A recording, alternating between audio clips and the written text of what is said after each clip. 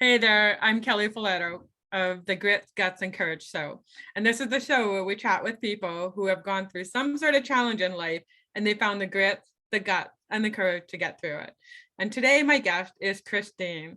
And Christine has this amazing story that I'm sure you're just going to love. So welcome, Christine. Well, thanks for having me, Kelly. I'm happy to be here. Great. Okay, so let's just jump right in. What is that story of grit, guts, and courage that you'd love to share with us? Well, my story is regarding being a mom. I'm the youngest of 7 kids, the most responsible of all of them, I have to say. Mom relied on me. But by the time I was married and gonna have children and whatnot, my brothers and sisters, they already had their kids, they were toddler running around saying, I struggled to have a child in that I had multiple miscarriages. I had an ectopic pregnancy. I wasn't sure, like, am I ever going to be a mom? And then I became a mom. My daughter was born. My petite little Caitlin was born. I was like, I have my baby. And then at 3 months old, she got sick. It's hard enough being a mom for the first time, and then your baby gets sick. And I'm not just saying, oh, she had a cold. No, she had meningitis. I was like, meningitis? Like, is that still a thing back then? I thank God that the doctors that we had took such good care of her, because they had me bring her in for testing. It was negative. They checked on her the next day. Things still weren't right. They bring her to the hospital, did some more. Oh my God, she's got meningitis. And she survived. We're grateful that she did survive, but it did take her hearing away from her. So I'm a new mom. My baby got sick. My baby got better. Oh, but she's deaf for the most part. It took us a couple months to actually have it documented with hearing tests. And again, she's a baby. She's an infant. What do you mean test her hearing? How do you do that? But they have their ways. And it was revealed that one ear was severely deaf and the other one was just a moderate loss. And I was like, you got to be kidding me. Really? All my brothers and sisters, it's like, oh, they've got their perfect little kids. Why me? Why me? And it just led me on a journey that never in a million years would I have expected, to make sure that she had everything she needed to grow up to be a productive member of society. We were fortunate to have a local center that we were able to take her to twice a week for therapy, to have her learn to use the little bit of hearing she had left to process that and to speak. And it many years of going to therapy twice a week, and learning what I had to do. Not so much the husband, he didn't do a whole lot, but learning what I had to do to make her, make sure she grew up well. And I can say she's 33, she's out there on her own, using the hearing she has, speaking for herself. And people say, well, don't you use sign language? And she'll tell people too, no, never use sign language. I felt it was too limiting because I knew I'd always be able to communicate with her no matter what. But I wanted her to be able to communicate with whomever she wanted and not dependent on somebody else. But there were so many lessons, so much information I learned over the years and became such a fighter for what's right. And I don't know if that's the first time in my life I stood up and said, I'm going to do whatever it takes. And this is before computers, before the internet, so I couldn't go on and Google, what do I do? It was a journey. It really was. So how did you get through it? Well, like I say, fortunately, we had a local center. And there too, like we were 30 minutes at most away from it, which I thought like, oh, 30 minutes each way and an hour of therapy and everything. But people traveled hours to get to this center. And I was just so grateful that it was local to me. So that was a huge help. And they were very much, advocates of feeding the parents more information on even, okay, when they're coming up to school age, here's some things you can do and whatnot. But there was a local parents group that had formed actually from this center, this auditory verbal center, the Helen Beebe Speech and Hearing Center, that unfortunately it's not there anymore. They moved out of the area and then ultimately closed.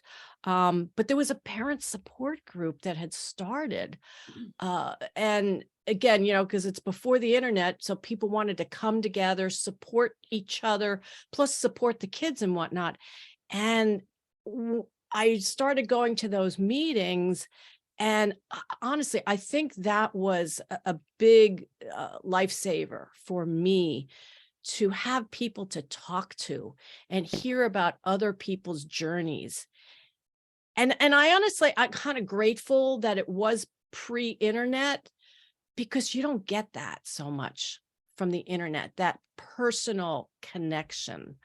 But yeah, so it was being connected with the people in the area that had been there and done that, and learning from them, and just drawing on my energies. And gosh darn it, she's going to grow up and she's going to be just fine. So I can relate to your story because I'm half deaf because of me being burnt as a 2-year-old. They said that because of all the antibiotics they gave me, my 1 year, I think I'm 65% deaf, and the other year is 55% deaf. So I totally get it. And it was interesting because my kids were saying, Mom, you need to learn sign language. And I said, no, you need to learn sign language too, because I can learn it. But if you don't know how to communicate with me, it doesn't do me any good. And they're like, oh, yeah, that's right. So exactly. People don't think of that. And it's interesting what you say about the antibiotics, because with my daughter, the medical community would admit, was it the illness, the meningitis, or was it all the medications they had to pump into her? So that's very interesting that you say that. Yeah, it was my hearing specialist that said that. Yeah, the antibiotics that messed up my hearing.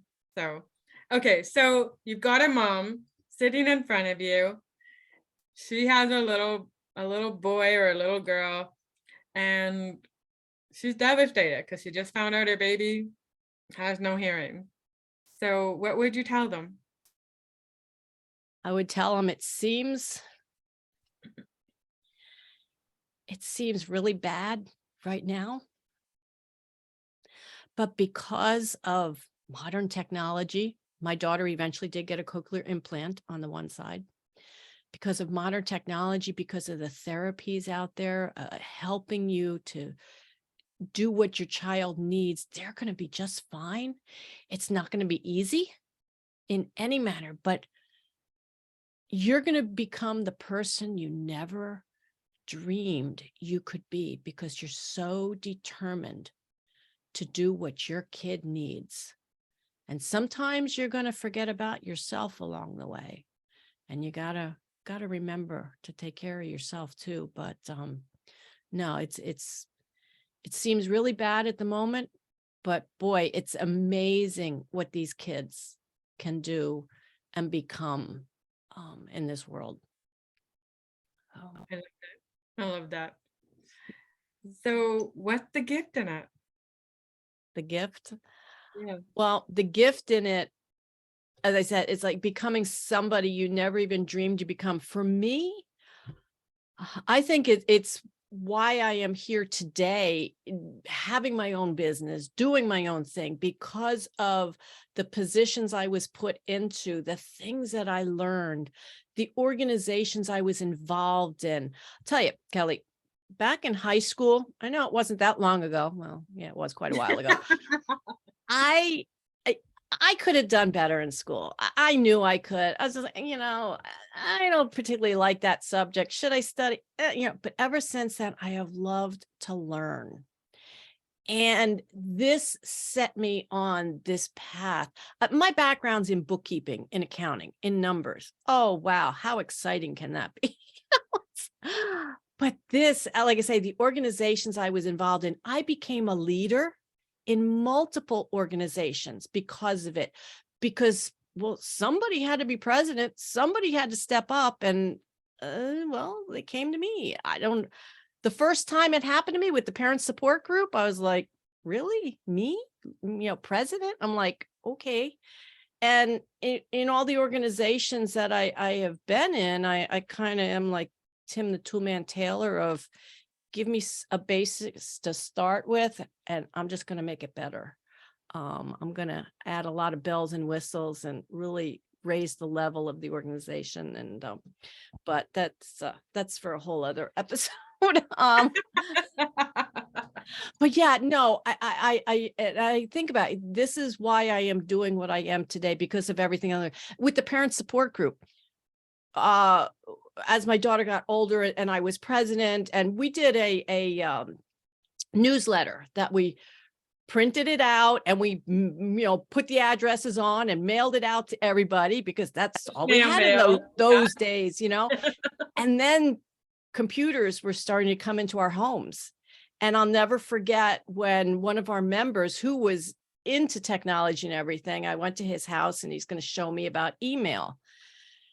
I just wasn't getting but if the computer's not plugged into the wall with the internet connection to the phone line, where's the email? Where's it sitting? But how can I get it? I still remember that's one of those things that still sticks with me. And then eventually I did get a computer. And I loved learning everything about it. And email marketing was the first thing that I got involved in, because then as an organization, we dipped our toes in there, let's do some email marketing instead of this, physical letter.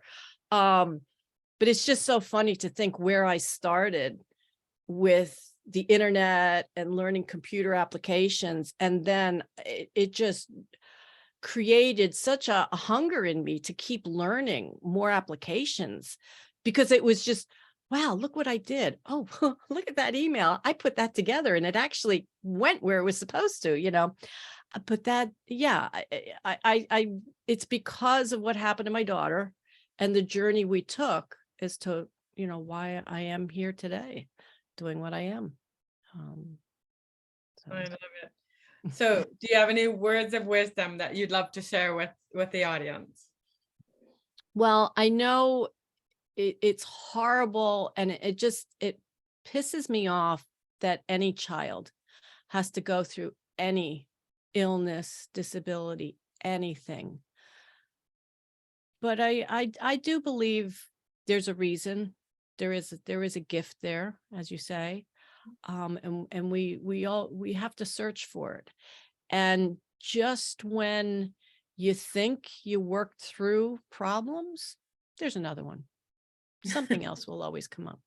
It's like, my husband, he would always say, when we were battling the school district, well, I thought we already solved that. And it's like, we solved this other problem. Now there's a new one, they're never ending, but yeah, it's not easy, but it's worth it. It's worth the fight, and worth doing everything you can for your kids. It is, for sure. So Christine, what do you do for a living? How can people work with you? Well, like I say, I really got into the technology, and for many years I supported small business owners on implementing things for them in their CRMs and whatnot.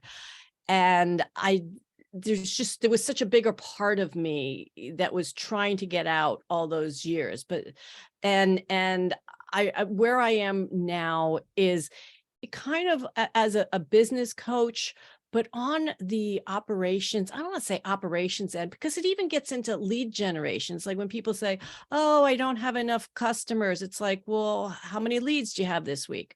So it's helping small business owners to develop their processes with the technology that they have, so that it does create, that smooth flow to their business, and they have a constant flow of clients, but it's easy. They're not constantly in there trying to figure something else out. Because just because somebody said, hey Kelly, you need this technology. If you want to be a book coach, this is what you need. You got to get that. I don't believe in that. So I'm happy to jump on a call with anybody and just take a look at what they have and give them a little bit of a productivity analysis. Let's look for some of the gaps in how you're operating and how we can fill some of those easily. And the easiest way to schedule a call with me is just go to callchristiner.com. And book a call with me. I listen to you for a few minutes, and it's like, oh, hold on, no. We're going to rearrange some of what you're doing in your business there. I know you are the productivity profit expert. That's for sure. I loved it when you came to speak to my group. And one of the things that I love about you, Christine, is that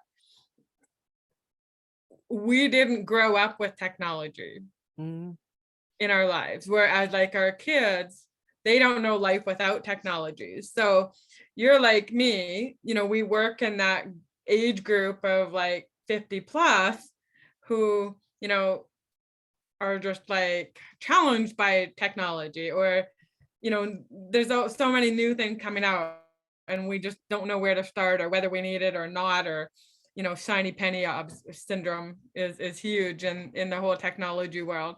And so anyways, that's why I love what you do, is because you make it easy and you make people feel safe and secure and that it's okay and they will be able to learn it.